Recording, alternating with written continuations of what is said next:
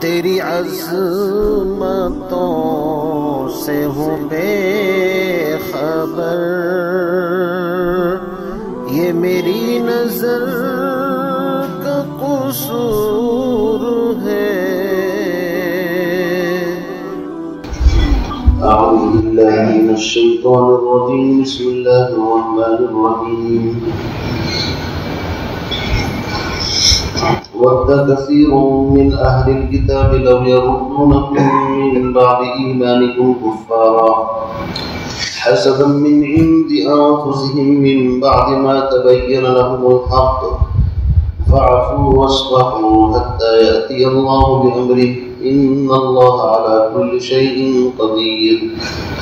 وَأَقِيمُوا الصَّلَاةَ وَآتُوا الزَّكَاةَ وَمَا تُقَدِّمُوا لِأَنفُسِكُم مِّنْ خَيْرٍ تَجِدُوهُ عِندَ اللَّهِ إِنَّ اللَّهَ بِمَا تَعْمَلُونَ بَصِيرٌ۔ صدق اللہ العظیم۔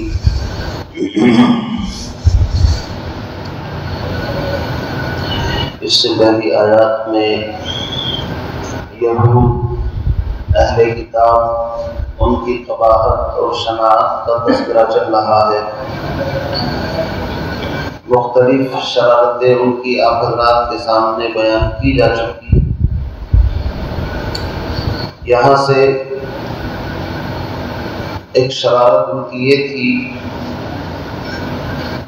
کہ نبی علیہ السلام کے جو اصحاب تھے ان کو بھی ترغیب دیتے تھے کہ تم بھی اپنے نبی سے ایسے سوال کرو، یہ پوچھو وہ پوچھو۔ مقصد یہ تھا کہ جس طرح کثرت سوال کر کے ہم لوگ اللہ کی نظروں سے گرے ہیں، ایسے ہی جب یہ نبی کی بے ادبی کریں گے، کثرت کے ساتھ سوال کریں گے، تو ان کے اوپر بھی کچھ نہ کچھ احکام ایسے دے دیے جائیں گے کہ جس سے اللہ کی ناراضگی ظاہر ہو، یا مشقت والے احکام دے دیے جائیں گے۔ جیسے بنی اسرائیل نے جب وقت کے پیغمبر سے پوچھا، اے موسیٰ آدمی کا قتل ہو گیا، ہم کیا کریں؟ تو موسیٰ علیہ السلام نے اللہ کے حکم سے ان کو جواب دیا، ان تذبحوا بقرہ، ایک گائے ذبح کر لو، بیل ذبح کر لو۔ بات ختم ہو گئی تھی، لیکن انہوں نے سوال کرنے شروع کر دیے۔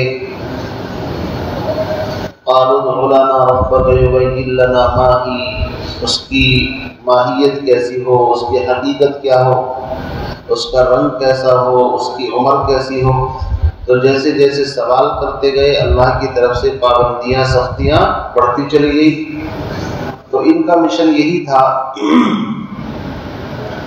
کہ یہ لوگ بھی اگر اپنے وقت کے نبی سے محمد رسول اللہ صلی اللہ علیہ وسلم سے اس طرح کے سوال کریں گے تو ان پر بھی کچھ نہ کچھ سخت احکام دے دیے جائیں گے۔ تو اس میں بھی ایک شر اور فتنہ پوشیدہ تھا۔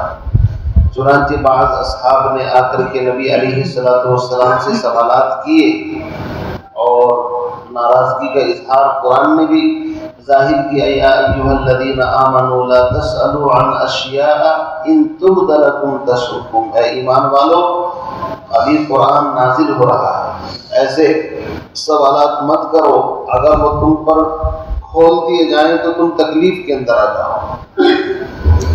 مثلا ایک صحابی کھڑے ہوئے، اللہ کے نبی نے فرمایا حج فرض ہے، بس فرض ہے تو بات ختم ہو گئی، اس کی تفصیل بھی کسی موقع پر نبی بتا دیتے۔ لیکن مجلس میں کھڑے ہو کر کے انہوں نے سوال کیا، کیا ہر سال حج کرنا فرض ہے؟ آپ خاموش رہے۔ پھر سوال کیا، کیا ہر سال حج کرنا فرض ہے؟ آپ پھر بھی خاموش رہے۔ 3 مرتبہ یہی سوال اس صحابی نے کیا۔ نبی علیہ السلام ناراض ہوئے اور فرمایا، اگر میں ہاں کہہ دیتا تو ہر سال تم پر حج کرنا فرض ہوتا، تم کتنی تکلیف میں آ جاتے۔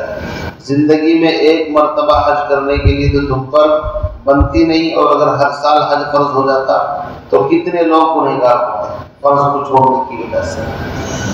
تو پتہ یہ چلا بیجا سوالات، کثرت سوالات یہ دین کے اندر پسندیدہ چیز نہیں ہے۔ تھوڑا صبر کرنا چاہیے۔ اگر کسی چیز کا حکم بیان کیا جا رہا ہے تو تھوڑا صبر کر کے رکو، جب اس کی پوری ڈیٹیل سامنے آ جائے، پھر کوئی بات چھوٹ جائے تو بعد میں پوچھ لو کہ یہ سبق تو مکمل ہو گیا، لیکن میرے ذہن کے اندر یہ بات تھی، اس سلسلے میں کیا مسئلہ ہے۔ قرآن پاک نے ان کی اسی چیز کے اوپر گرفت فرمائی ہے۔ ام تريدون ان تسألوا رسولکم، کیا تم چاہتے ہو کہ تم سوال کرو رسولکم، اپنے رسول پیغمبر سے، کما سئل موسیٰ من قبل، جیسا کہ سوالات کیے گئے حضرت موسیٰ علیہ السلام سے اس سے پہلے۔ موسیٰ علیہ السلام سے کتنے سوالات بنی اسرائیل نے کیے؟ یا موسیٰ، اے موسیٰ، ہم اس وقت تک ایمان نہیں لائیں گے، لن نؤمن لک حتی نری اللہ جہرا، جب تک اپنی آنکھوں سے ہم اللہ کو نہ دیکھ لیں، نعوذ باللہ۔ یا موسیٰ اجعل لنا الہا کما لہم آلہہ، بت پرستی کی ایسی لت ان کو پڑی کہ جیسے ان کا معبود ہے، ہمیں بھی کوئی ایسا معبود بنا دیجیے۔ مختلف سوالات انہوں نے کیے، اس لیے حدیث کے اندر آیا بے فالتو قیل و قال، کثرت سوالات، اضاعت مال اللہ کو پسند نہیں ہے۔ حضرت مغیرہ بن شعبہ کی حدیث ہے، سوال اس وقت کرنا چاہیے جب واقعی سخت ضرورت ہو، اور سوال جو ہے وہ آدھا علم ہوتا ہے۔ السوال نصف العلم، سوال صحیح ہونا چاہیے۔ بعض مرتبہ سوال ہی صحیح نہیں ہوتا تو اس کا جواب کیا دیا جائے، اس لیے سوال بھی اچھے اور مہذب انداز میں کرنا چاہیے۔ تو فرمایا کیا تم چاہتے ہو ایسے ہی سوالات کرو۔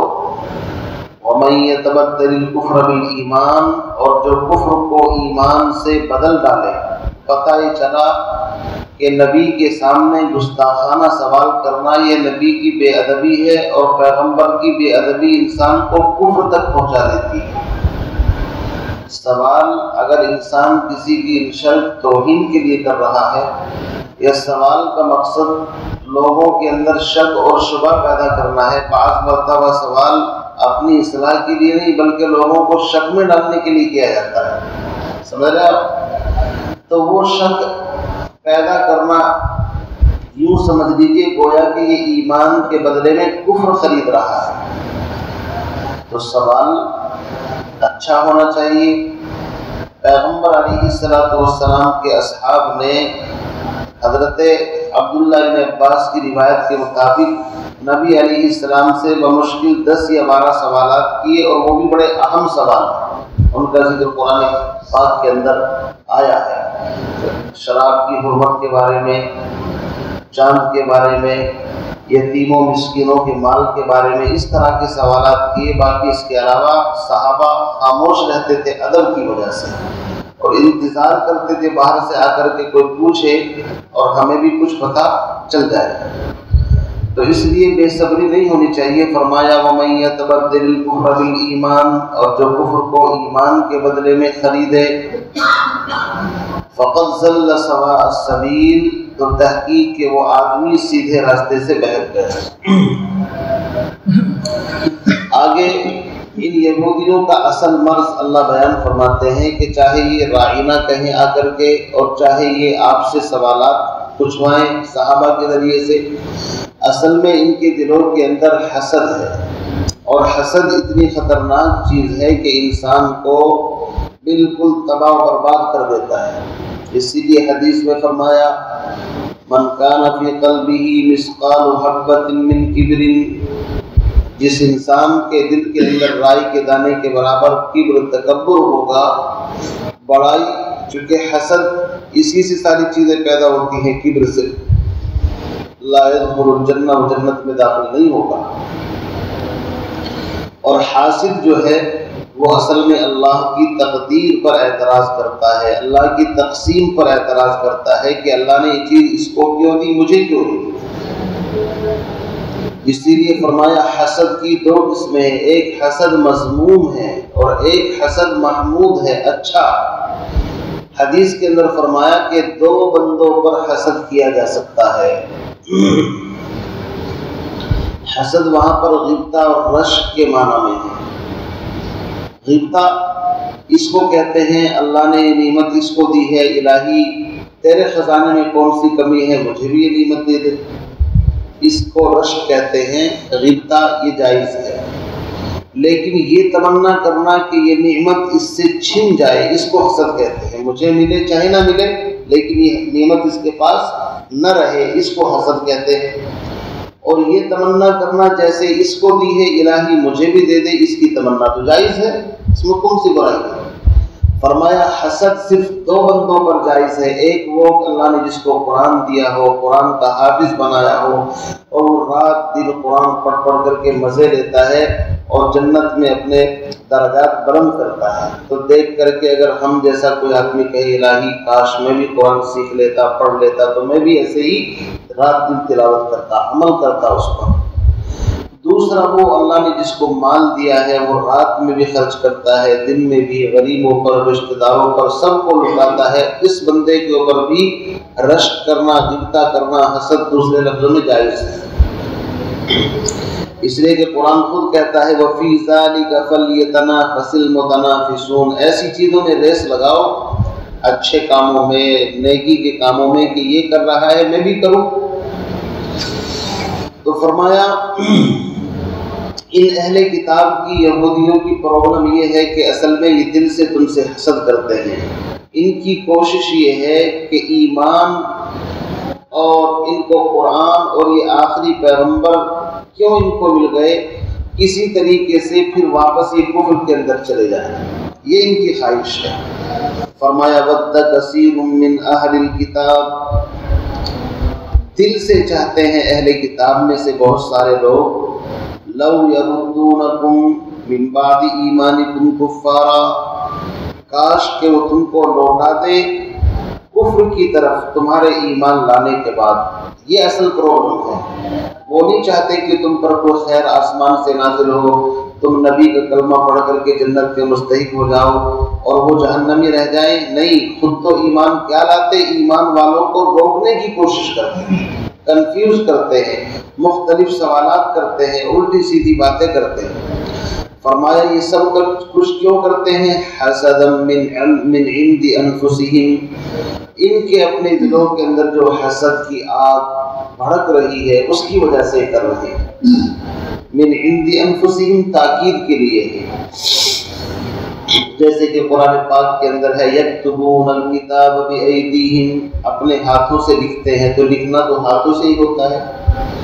اسی طریقے سے قرآن پاک کے اندر ہے یقولون بافواہہم، اپنے منہ سے کہتے ہیں، تو کہنا اور بولنا تو منہ سے ہی ہوتا ہے۔ اسی طرح قرآن میں ہے ولا طائر یطیر بجناحیہ، اور کوئی پرندہ نہیں اڑتا اپنے بازوؤں سے، اپنے پروں سے، تو پروں سے اڑا جاتا ہے۔ تو یہ الفاظ تاکید کے طور پر استعمال کیے جاتے ہیں۔ ایسے ہی من عند انفسہم، یعنی ان کے اپنے دلوں کے اندر حسد ہے، اور حسد کا مطلب وہی ہوتا ہے کہ اس کے پاس سے نعمت چھن جائے، حسد اسی کو کہتے ہیں۔ بدترین بیماری ہے، اللہ کی تقسیم پر اعتراض ہے براہ راست۔ فرمایا من بعد ما تبین لهم الحق، بعد اس کے کہ ان پر حق واضح ہو چکا ہے، یہ تورات پڑھے ہوئے ہیں، انجیل پڑھے ہوئے ہیں، اور پیغمبر کو ایسے جانتے ہیں جیسے انسان اپنی اولاد کو جانتا ہے۔ الذین آتیناہم الکتاب یعرفونہ کما یعرفون ابناءہم، لیکن اس کے باوجود حسد دل کے اندر ہے۔ اسی لیے آپ حاسد کی پہچان دیکھیں گے، اسے پتہ ہوتا ہے کہ بھائی بندہ باصلاحیت ہے، ساری چیزیں ہیں، لیکن اپنے کسی نفسانی غرض کی وجہ سے وہ اس کا اتباع نہیں کرے گا، اس کی بات کو نظر انداز کر دے گا، پتہ یہ چلا کہ اس کے اندر حسد ہے، ایک کمال کو تسلیم نہیں کرتا۔ اب ایسے لوگوں کے بارے میں کیا کیا جائے؟ تو ابتدائی دور جو مدینہ منورہ کا ابتدائی دور تھا، اس کے اندر چونکہ لوگوں کو اکٹھا کرنا مقصود تھا، مکے سے ابھی ہجرت کر کے آئے تھے، تو اللہ رب العزت نے صحابہ کو صبر کی اور معافی کی عام تلقین فرمائی کہ ابھی صبر سے کام لو، معاف کرو۔ فاعفوا واصفحوا، بس اے پیغمبر آپ ایسے لوگوں کو معاف کرتے رہے، یعنی ان سے کوئی انتقام نہ لے، واصفحوا، اور ان سے درگزر کرتے رہیں، کب تک؟ حتی یأتی اللہ بامرہ، یہاں تک کہ اللہ اپنا کوئی حکم، اپنا فیصلہ نازل کر دے، یعنی ابھی قتال کی، جہاد کی، ابھی تمہیں ان سے بدلہ لینے کی اجازت نہیں ہے، یہ شروع کے اندر تھا۔ اسی لیے فرماتے ہیں کہ یہ آیت منسوخ ہے، بعد میں حکم آ گیا قاتلوا الذین لا یؤمنون باللہ ولا بالیوم الآخر ولا یحرمون ما حرم اللہ۔ اس آیت نے آ کر کے اس حکم کو منسوخ کر دیا کہ اب یا تو ان کے ساتھ قتال کیا جائے گا یا فدیہ لیا جائے گا، یعنی ٹیکس وغیرہ، اور اطاعت قبول کرے، اس کے علاوہ کوئی شکل نہیں۔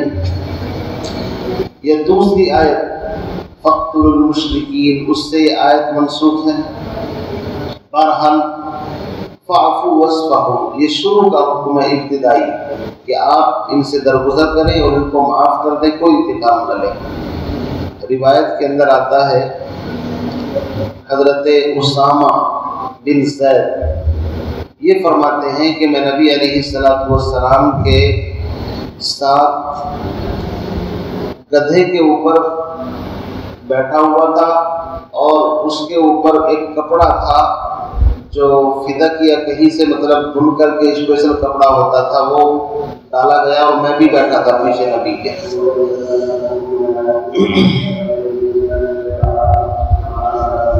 اور یہ اس دور کا واقعہ ہے، ابھی جب ہجرت کر کے آئے ہیں، غزوہ بدر بھی ابھی نہیں ہوا، صرف ہجرت کر کے مدینہ تو کچھ لوگ مسلمان تھے، کچھ مشرک تھے، کچھ یہودی تھے، اس طرح ملے جلے لوگ تھے۔ فرماتے ہیں کہ میں گدھے کے اوپر جب سوار ہوا تو نبی علیہ السلام قبیلہ خزرج کے سردار سعد بن عبادہ اس کی عیادت یا وہ اس کی بیمار پرسی کے لیے تشریف لے جا رہے تھے۔ راستے میں ایک جگہ کافی لوگ اکٹھے تھے، وہاں پر نبی علیہ السلام رک گئے، تو ان میں عبداللہ بن ابی ابن سلول، یہ منافقوں کا سردار ہے، یہ بھی تھا، اور اہل کتاب کے بہت سارے لوگ تھے، اور صحابی حضرت عبداللہ بن رواحہ یہ بھی موجود تھے۔ تو اس منافق نے اس طرح اپنی ناک پکڑ لی اور کہا کہ بھائی دھول مٹی آ رہی ہے، جس طریقے سے آدمی منہ بناتا ہے نا مٹی وٹی کو دیکھ کر کے۔ تو نبی علیہ السلام وہاں رکے اور رک کر کے آپ نے سلام کلام کیا اور ان لوگوں کو قرآن پڑھ کر کے سنایا جو آیتیں نازل ہوئی تھی، اور ان کو ایمان کی، اسلام کی ترغیب دی۔ تو عبداللہ بن ابی بن سلول نے منہ بنایا اور کہا کہ محمد کی آپ کی بات اچھی نہیں ہے، ٹھیک ہے آپ کی بات حق ہو یا اچھی ہو تو بھی آپ ان لوگوں کو سمجھایا کریں جو آپ کے پاس جایا کریں، ہمیں آ کر کے ہماری مجالس میں ہمیں تنگ نہ کیا کریں۔ یہ کمنٹ اس نے کیا کس کے اوپر؟ نبی علیہ السلام کے اوپر، کہ ٹھیک ہے اگر آپ کی بات صحیح بھی ہو تو بھی آپ ہمیں آ کر کے کیوں تنگ کرتے ہیں؟ ہم یہاں پر اچھے خاصے بیٹھے ہوئے ہیں، بات کر رہے ہیں، گپ شپ، اب تم نے آ کر کے یہاں پر اپنی باتیں بیان کرنے شروع کر دی۔ اگر تو کوئی تمہارے پاس جائے اس کو سمجھاؤ، ورنہ اس طرح ہمیں ڈسٹرب نہ کرو، یہ کہا اس نے۔ تو نبی علیہ السلام قریب تھا کہ وہاں پر جھگڑا ہو جائے، چونکہ صحابی تھے عبداللہ بن رواحہ، انہوں نے کہا اللہ کے نبی آپ ہمارے پاس آیا کریں، ہم سنیں گے آپ کی بات۔ اور وہاں مشرک بھی تھے، اہل کتاب بھی، تو آپس میں تو میں چالو ہو گئی۔ تو آپ وہاں سے نکلے اور سعد بن عبادہ کے پاس گئے اور جا کر کے کہا کہ تمہارے ساتھی ابو حباب یعنی عبداللہ بن ابی بن سلول ایسے ایسے کہتا ہے، یہ باتیں جا کر کے بتائی۔ تو خزرج کے سردار تھے، انہوں نے کہا اللہ کی قسم نبی جی آپ اس کو معاف کر دیں، درگزر کر دیں۔ کیوں؟ اس لیے کہ آپ کی آمد سے اس کو بڑی تکلیف پہنچی ہے۔ آپ کے آنے سے پہلے ہم سب لوگوں نے پروگرام بنایا تھا کہ مدینے کی سرداری اس کو سونپ دے، اس کے لیے تاج بھی بننے کے لیے دے دیا گیا تھا، یہاں تک کہ اچانک آپ تشریف لے آئے، اور آپ کی آمد سے چونکہ آپ حق لے کر کے آئے ہیں اس لیے لوگ آپ کی طرف مائل ہونے شروع ہو گئے، تو اس کی جو سارا پروگرام ہے وہ بالکل دھرا رہ گیا، اس لیے اس کو بڑی تکلیف ہے۔ بس ہم آپ سے اتنی ریکویسٹ درخواست کرتے ہیں فاعفوا واصفحوا، آپ معاف کر دیں اور درگزر کریں۔ تو شروع زمانے کے اندر یہی حکم تھا جب تک قتال اور جہاد کی آیت نازل نہیں ہوئی، سمجھ رہے ہیں؟ اس لیے اس آیت کا حکم پھر بعد میں منسوخ ہو گیا۔ پھر تو یہ ہے یا تو ایمان لاؤ یا جزیہ دو یا پھر دو ہاتھ کر لیتے ہیں، اللہ جس کو بھی کامیابی نصیب فرمائے۔ تو اس طرح کے اسی بارے میں فرمایا فاعفوا واصفحوا، پتہ چلا کہ ابھی جہاد بالسیف کی اجازت نہیں ہے، بلکہ معاف کرو، درگزر کرو یہاں تک کہ اللہ اپنا حکم لے آئے۔ اس میں خود اشارہ ہے کہ حکم بدلے گا بعد میں۔ چنانچہ فرمایا ان اللہ علی کل شیء قدیر، اللہ ہر چیز پر مکمل قدرت رکھتا ہے۔ ابھی تو اتنا کرو، جہاد بالنفس، اپنے نفس کے ساتھ مجاہدہ کرو۔ کیا؟ نماز پڑھو، زکوٰۃ دو۔ نماز سے تمہارے بدنی عبادت کی تکمیل ہوگی، اور زکوٰۃ دو گے تو مال کی محبت دل سے نکلے گی، اس لیے تمہارا تزکیہ ہوگا۔ تو فرمایا وَأَقِیمُوا الصَّلَاةَ، اور نماز قائم کرو، وَآتُوا الزَّکَاةَ، اور زکوٰۃ دو، وَمَا تُقَدِّمُوا لِأَنفُسِکُمْ، اور جو کچھ تم اپنے واسطے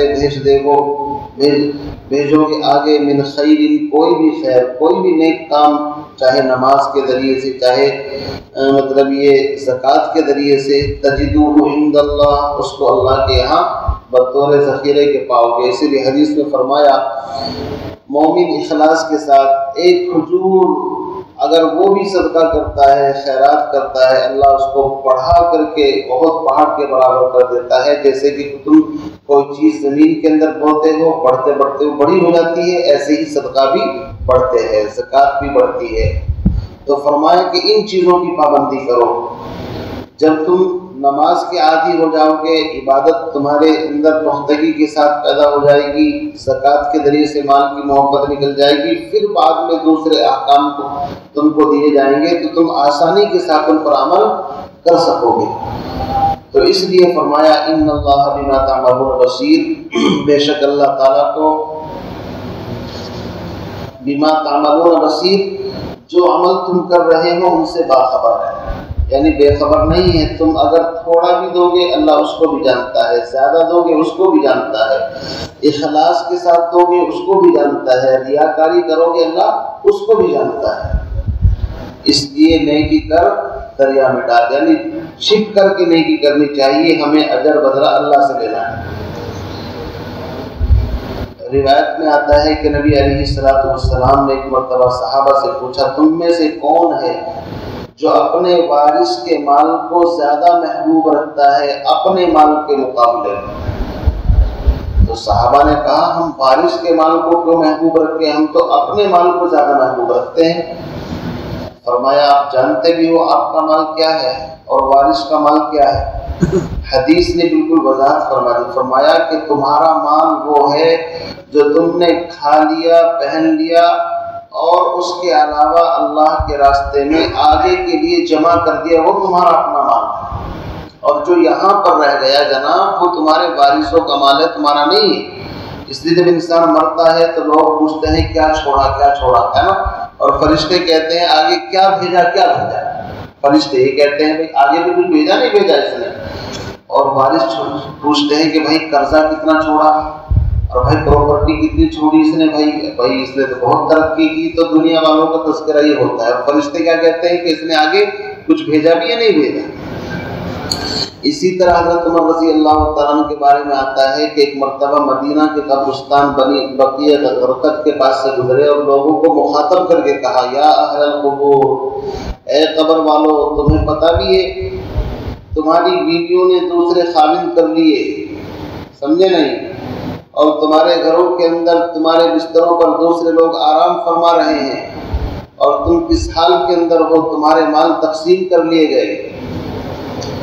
تو حاطف غیبی سے آواز آئی کہ ہمارا مال تو وہ ہے جو ہم نے آگے کے لیے بھیجا ہے، اور جو پیچھے رہ گئے وہ ہمارا مال ہے ہی نہیں، نہ ہمیں اس کی کوئی پرواہ ہے۔ تو پتہ ہے چلا عزیز دوستو، قرآن کہتا ہے کہ تم نماز پڑھو گے یا زکوٰۃ دو گے، اس کو ضائع مت سمجھنا۔ دنیا کے اندر تو راحت اور آرام ہے ہی، لیکن اصل یہ تمہارا ذخیرہ آخرت کے اندر ہے۔ وَمَا تُقَدِّمُوا لِأَنفُسِكُمْ مِنْ خَيْرٍ، تم جو بھی کچھ آگے بھیج دیتے ہو، کوئی بھی خیر، چھوٹی سے چھوٹی ہو، بڑی سے بڑی ہو، ایسا نہیں وہ ضائع ہو جائے گا، نہیں، تجدوہ عند اللہ، یہ قرآن کا فیصلہ ہے، اس کو اللہ کے یہاں تم پاؤ گے، اور تمہاری خوشی کی کوئی انتہا نہیں رہے گی جب تم اپنی آنکھوں سے دیکھو گے اس کو، اس لیے کہ اللہ تعالیٰ تمہارے اعمال سے باخبر ہے، دیکھ رہا ہے۔ تو بہرحال ان آیات میں بڑی اہم تاکید اور بڑے اہم فضائل، بڑی اہم باتیں ارشاد فرمائی گئی اللہ تعالیٰ مجھے آپ کو ان پر عمل کی توفیق نصیب فرمائے۔ سبحان اللہ وبحمدہ،